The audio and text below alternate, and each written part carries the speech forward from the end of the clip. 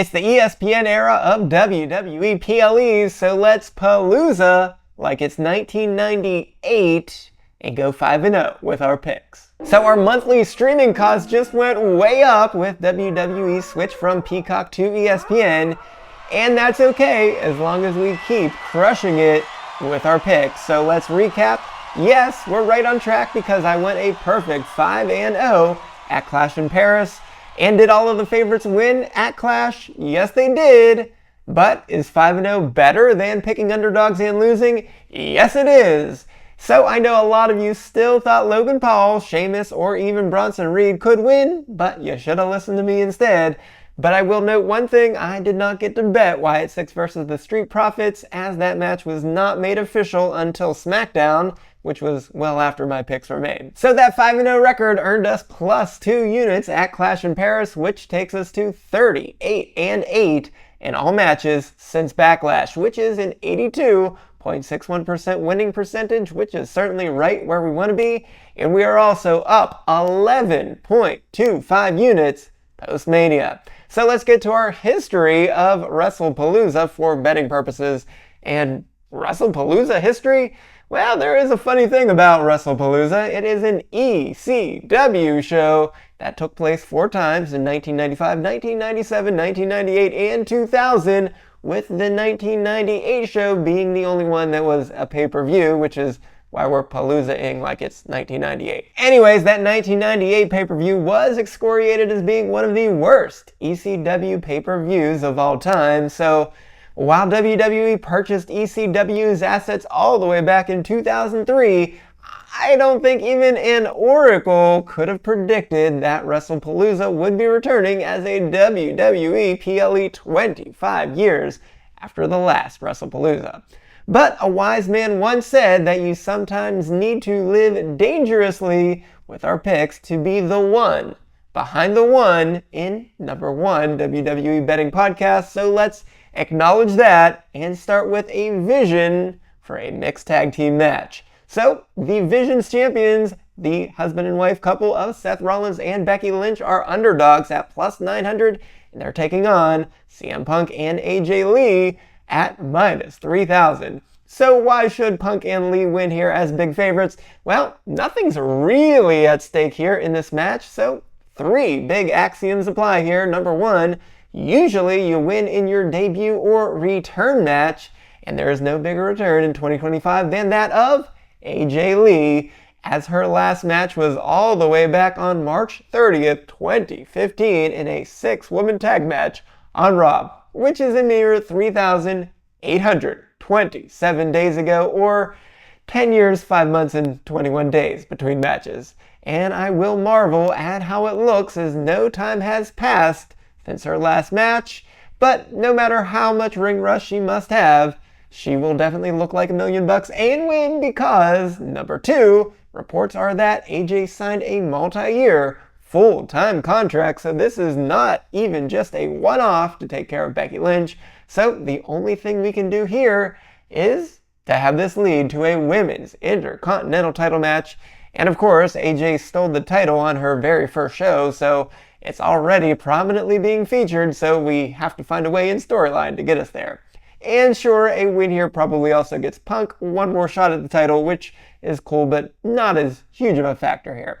And number 3, yes, Seth and Becky outwitted Punk and AJ on Raw, so Becky ending things with that manhandle slam pretty much gets us right on track for the other 2 to turn the tables at Wrestlepalooza. So why could the Vision actually win this one? Well, this is the Vision, so they have the numbers game, so the Braun Squad could be on hand to get involved here to help out, but they do have their own business to take care of. And of course, the Oracle himself could return, perhaps with another new member. And I guess anything could happen if this is the main event, but I don't think it will be. I think we are getting Lesnar and Cena as the main event, so I just don't see any extra involvement here. So there's not really a good reason to pick Rollins and Becky here, so we are going with AJ Lee in her return match with her husband, CM Punk, as the pick. And yeah, even at -3,000, this is getting a full unit bet. For match number 2, we're going to stick with the Vision, as Braun Breaker and Bronson Reed are at -400, and they're taking on the reunited Usos at plus 250. So why could the Vision win this one? Well, we need to keep establishing them as true monsters, as we need to prove that there is no one that they can't completely wreck. And indeed, they are wrecking so hard that Bronson Reed doesn't even need to use the Tsunami to win these days, as he has won the last 2 matches with his Death Valley driver, or I guess we're calling it a Jagged Edge now. But more importantly, based on that prior match we just talked about, do we really think the Vision will go blind and go 0-2 in a single PLE? No, I seem to think we need to keep them at least looking somewhat strong here, so getting them 1 win makes a lot of sense. So while the Usos have one traditional tag match together in 2025 when they beat A-Town Down Under in March, I don't think they have to win here to really call this a return match. And after all, based on Jay's actions recently, this could be a one-off instead. And speaking of Jay's actions, there may be some more consequences. So he and Knight can't seem to get on the same page at all. So while Knight got his retribution on Raw with a BFT, well, I have to imagine he's showing up again here, and they probably won't be on the same page here either. And that does seem to be the whole story here, and we even have to leave open the possibility of a Jay heel turn. So why could the Usos win here? Well, they may be the greatest tag team of all time, though they might not even be the best tag team on Raw at the moment, so that's a debate for another day perhaps. However, if they are getting back together, I guess some could consider this a return match despite that A-Town Down Under win earlier, but I have to say, it did just feel right when they were doing their thing in the ring on the mic on Raw. But who knows, maybe Jay and Knight are burying the hatchet after that BFT and will be on the same page to take out those Brawns in this match.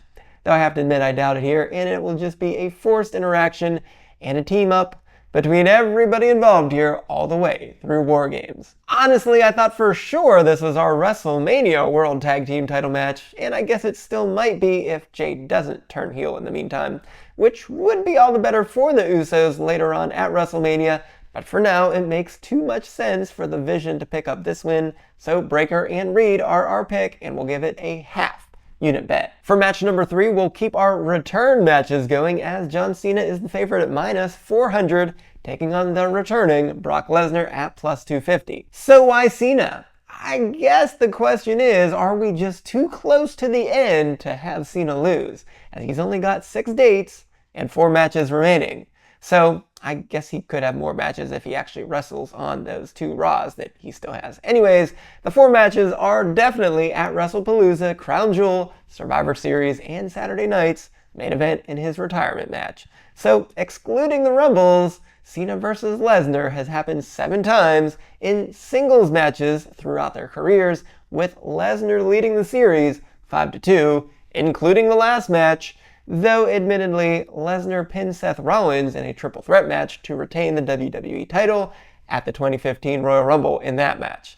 And Cena's only clean win so far was at Extreme Rules in an Extreme Rules match in 2012. And then Cena's second win was a DQ win when Rollins hit Cena with the Money in the Bank briefcase several months earlier at Night of Champions. But of course, the match that you all remember is Lesnar taking Cena to Suplex City as the first match in their 2014-15 trilogy of matches there. So Cena had absolutely no chance in that match, with Lesnar landing 16 German suplexes and 2 F5s to easily win that one. And since Cena's been taking all the punishment with F5s since Lesnar's return, it does make sense that he would get his final revenge in this match. But why Brock Lesnar here? I admit I thought it was completely over for Lesnar, and embracing Cody Rhodes after their feud was not a bad way to go out in ring. But, well, perhaps I shouldn't be surprised that he's back, but I will admit that I was wrong there. So while this return pales in comparison to AJ Lee's return, it has still been over 2 years since his last match. So this does definitely fall under the category of a return match. Now, Lesnar's contract details are not exactly clear, but the reports are that Lesnar is signed for very limited dates. We don't know exactly what that means, but it probably just means that he's going to do the exact same old that he always does when he's around. So we at least have to think that this is not a one-off appearance, so WWE will want to make sure that they keep him in the mix for the Big Four, at least through WrestleMania 43 in Saudi Arabia, which means he probably needs to look strong for whatever and whoever is next for him. So let's face it, Cena didn't even get a clean finish in his last ever match on SmackDown, so it does seem that WWE is still sticking to the storyline or just giving Cena a happy ending for now. Surprisingly, Lesnar is just 6-9 in all televised matches dating back to his loss to Drew McIntyre at WrestleMania 36, but I tend to think that we need to see something similar here to Cena's loss to Rhodes at SummerSlam, where he puts on a super Cena effort, but it still won't be quite enough to slay the beast, so Brock Lesnar is our underdog pick here at plus 250, but we're definitely keeping this small at just a quarter unit bet. Our next match is for the WWE Championship with Cody Rhodes at minus 1500 taking on Drew McIntyre at plus 600. So why Cody Rhodes here? A Rhodes title reign with 0 defenses? Seriously? Do I need to say anything else here? Well, I guess I will. So McIntyre claymored him to write him off of TV for Street Fighter. He did that. He's done. And he's back. And he also got some retribution with his surprise return on SmackDown. And so that means McIntyre will probably get the last laugh going into Wrestlepalooza on this week's SmackDown. And then all will be right with the world when he retains at Wrestlepalooza. He also had a baby while he was gone, so congrats to him for that. But yeah, I don't see any possible surprise here. Even a Logan Paul return would be pretty shocking. So I don't think we're going to see him lose here. But why could McIntyre win? Well, the best heels always tell the truth and then back it up. And McIntyre, of course, will tell you that he always tells the truth. And he's too good to be kept down for so long here. So even though Randy Orton is the Viper, it is McIntyre who was spreading the venom a few weeks ago. So if McIntyre does it one more time on SmackDown, will that be enough for Randy Orton to shock everyone and turn on Rhodes to cost him the title?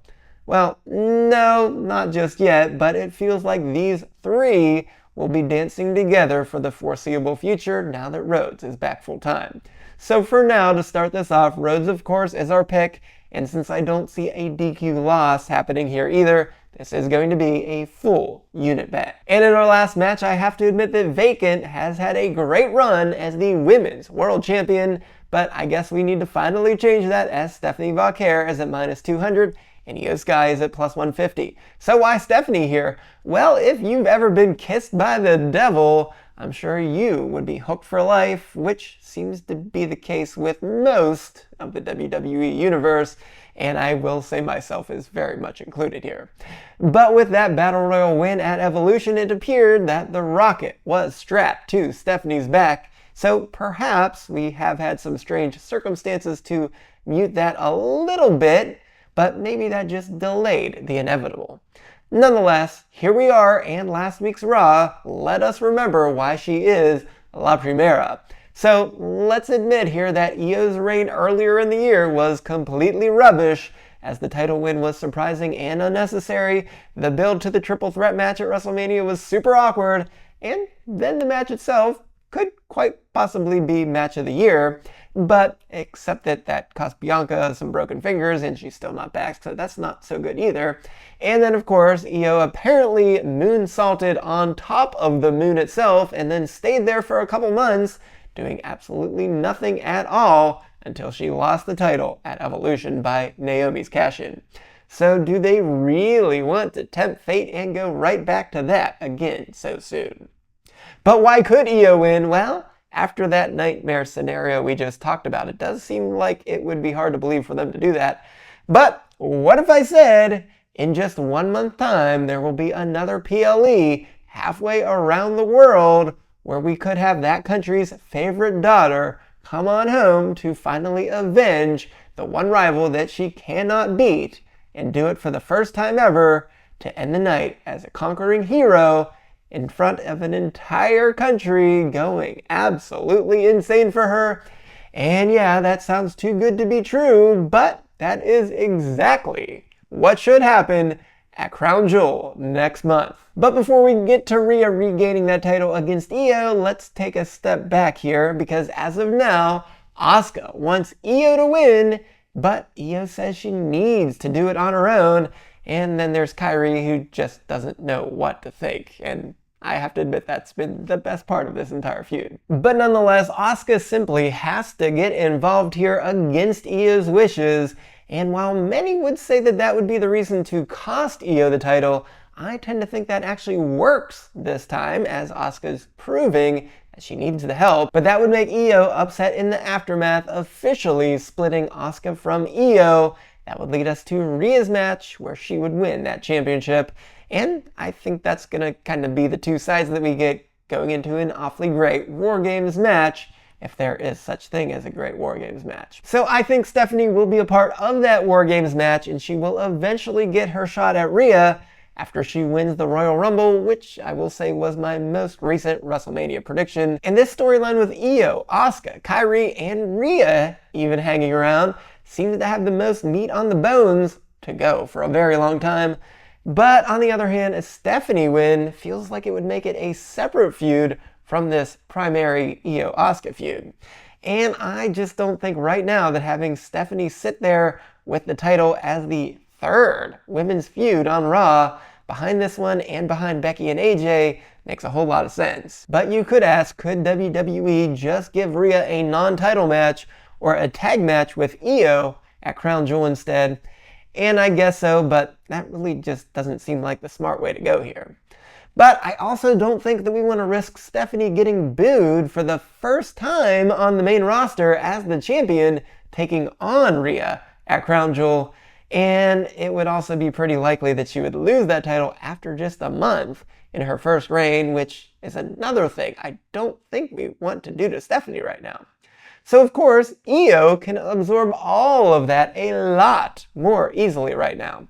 So no, I will say we were never supposed to get this match right here, and I thought Naomi would still beat Stephanie at Clash in Paris, and then Rhea would beat Naomi at Crown Jewel. But hey, a short-term Io win here feels like the better way to get us back to where we need to go with Rhea as the champion at Crown Jewel. Or if that's not meant to be, a long-term Io reign makes more sense here, as she's finally the one to seem to have the big storyline going forward, while Stephanie has strangely been laying in the weeds on the sidelines. So with all that said, Io will be our second underdog pick of the night, but since there's no champion's advantage whatsoever here, sorry about that, Vacant, it would be crazy to go more than a half unit bet here. So let's get to our recap here with AJ Lee winning in her return match with CM Punk, but we have the Vision rebounding with Braun Breaker and Bronson Reed winning. Then Brock Lesnar also wins in his return as an underdog, and Cody Rhodes, after his month off, he's also returning to win. And then Io Sky will become women's champion yet again. And as always, remember to never bet more than you can afford to lose. And I have to admit, I don't blame you if you refuse to pony up to pay for ESPN Unlimited. But if you did, or are one of the lucky ones who actually get it for free, it should be a really exciting show. But if you miss me giving title grades for every single WWE superstar going into WrestleMania 42, be sure to check that out right on over here. So until next time, I am the SportsZu, and this has been a podcast that still needs a new name.